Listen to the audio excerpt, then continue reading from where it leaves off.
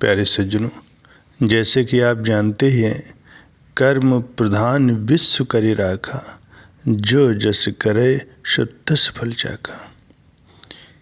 ये बात बिल्कुल सत्य है कि कर्म फल से कोई भी व्यक्ति बच नहीं सकता। कर्म आपका देखने में तो बुरा हो सकता है, परंतु अगर आपका उद्देश्य, आपकी नीयत सही है तो फल भी आपको सच्चा और अच्छा ही मिलेगा।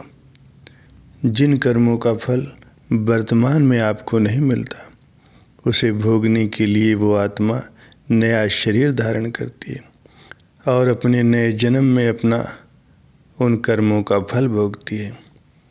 इसी को ही कहते हैं कर्मों की गति।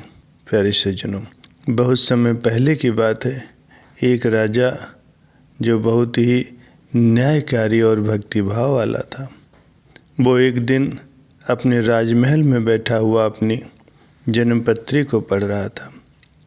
जन्मपत्री पढ़ते पढ़ते उस राजा को ख्याल आया कि जिस समय मेरा जन्म हुआ होगा, उस समय न जाने कितने अन्य मनुष्यों का भी जन्म हुआ होगा, लेकिन वो सभी मेरी तरह राजा क्यों नहीं बने।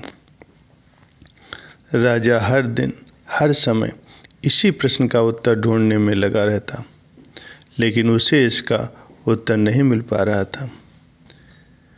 अपने प्रश्न का उत्तर पाने के लिए राजा ने अपने राज्य में बड़े बड़े बुद्धिमान और ज्योतिषी व्यक्तियों को बुलाया। राज्य में सभी बुद्धिमान और ज्योतिषी व्यक्ति एकत्रित हुए। वो सभी यही सोच में पड़े रहे कि राजा ने आखिर उन्हें बुलाया क्यों है। सभी राजा का अभिनंदन करते हैं और उससे पूछते हैं कि महाराज, आपने हम सभी व्यक्तियों को अपने राज दरबार में क्यों बुलाया है। तो राजा कहते हैं कि जिस समय मेरा जन्म हुआ था, उसी क्षण में और न जाने कितने व्यक्तियों का जन्म हुआ होगा, तब उन सब व्यक्तियों में मैं ही क्यों राजा बना। वो सभी महान विद्वान और ज्योतिषी इस प्रश्न के लिए गहन सोच विचार करने लगे। वो सभी विद्वान सोच विचार करने के बावजूद भी राजा के प्रश्न का उत्तर न दे सके। तभी उसी सभा में एक बहुत ही बुजुर्ग बुद्धिमान व्यक्ति भी बैठे थे। वो थोड़ी देर के बाद बोले, राजन, आपके इस प्रश्न का उत्तर आपको एक महान साधु ही दे सकते हैं, जो कि कई वर्षों से घने वन में तपस्या कर रहे हैं। ये सुनकर के राजा अगले दिन अपने सैनिकों के साथ उसी जंगल की ओर निकल पड़ा। कुछ दूर पहुंचते ही राजा को वहाँ एक छोटी सी कुटिया दिखाई दी। जब राजा उस कुटिया के पास पहुँचे तो उन्होंने देखा कि एक साधु वहाँ पर बैठा हुआ आग के अंगारे खा रहा है। ये देखकर राजा बहुत ही चकित हुआ। राजा ने हिम्मत करके उनसे पूछा कि हे साधु, मैं आपको प्रणाम करता हूँ। मैं आपसे एक प्रश्न का उत्तर पूछना चाहता हूँ कि मेरे जन्म वाले दिन बहुत से मनुष्यों का भी जन्म हुआ होगा, लेकिन उन सभी में मैं ही क्यों राजा बना। साधु ये प्रश्न सुनकर के बोले कि हे राजन, मैं तुम्हारे इस प्रश्न का उत्तर तो नहीं दे सकता। थोड़ा आगे जा कर के आपको एक और साधु मिलेंगे, वही तुम्हें इसका उत्तर दे सकते हैं। ये सुन कर के राजा उस दूसरे साधु की तलाश में आगे निकल गया। थोड़ा आगे जाने पर उस राजा को दूसरा साधु दिखाई दिया और वो साधु मिट्टी खा रहा था। ये देख कर के राजा बहुत ही हैरान हुआ। फिर राजा ने हिम्मत करके उस दूसरे साधु से फिर वही प्रश्न पूछा। प्रश्न सुन करके वो साधु क्रोधित होकर के बोला, तुम जल्दी से यहाँ से भाग जाओ, मेरे पास तुम्हारे इस प्रश्न का उत्तर नहीं है।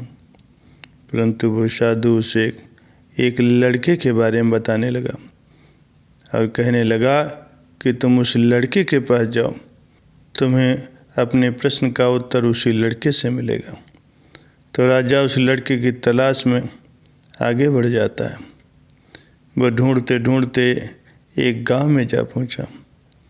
राजा को थोड़े समय के बाद वो लड़का मिल गया, लेकिन वो बहुत ही बीमार था। राजा ने उस लड़के से अपना प्रश्न पूछा और लड़का बोला कि हे राजन, हम पिछले जन्म में 4 भाई थे। एक बार हम चारों भाई किसी जंगल में भटक गए और हमें वहाँ कई दिन हो गए। हमारे पास केवल जरा सा आटा ही था और उसकी हमने रोटियां बना ली, और जैसे ही हम खाने लगते हैं कि हमारे पास एक बाबा आते हैं। वो बाबा बहुत ही भूखे दिखाई पड़ रहे थे। उन्होंने हम लोगों से भोजन मांगा। ऐसे में बड़ा भाई बोला कि यदि हमने आपको अपना भोजन दे दिया तो हम क्या अंगारे खाएंगे। दूसरा भाई बोला कि अगर हमने आपको भोजन दे दिया तो क्या हम मिट्टी खाएंगे। अब जब मेरी बारी आई तो मैंने भी रोटियां देने से उनको मना कर दिया। परंतु राजन, तुम बहुत दयालु थे। तुमने अपने हिस्से का भोजन उस साधु बाबा को दे दिया और उसका पेट भर गया, और तुम्हारे उस पुण्य के कारण ही तुम इस जन्म में राजा बने हो। रास्ते में जो तुम्हें अंगारे खाते हुए और मिट्टी खाते हुए साधु मिले थे, वह दोनों तुम्हारे भाई थे। तुम्हारा तीसरा भाई मैं हूँ, जो इस समय मैं मौत के मुँह में हूँ। हे राजन, इसी प्रकार हम सभी भाइयों को अपने अपने कर्मों का फल मिला है। राजा को ये सुन करके अपने प्रश्न का उत्तर मिल जाता है। प्यारे सज्जनों, कर्म के फल को समझना इतना आसान नहीं है। शब्द भी हमारे कर्म होते हैं। हम जो काम करते हैं वो तो हमारे कर्म होते ही हैं, लेकिन जो हमारी किसी के प्रति भावनाएं हैं वही हमारे कर्म हैं। हमारे विचार भी हमारे कर्म होते हैं। अगर आपने अपने विचारों को नियंत्रित करना सीख लिया तो आप भी एक महान इंसान बन सकते हैं। जब आप अच्छा सोचते हैं तो आपके साथ अच्छा ही होता है और वो होता ही रहेगा।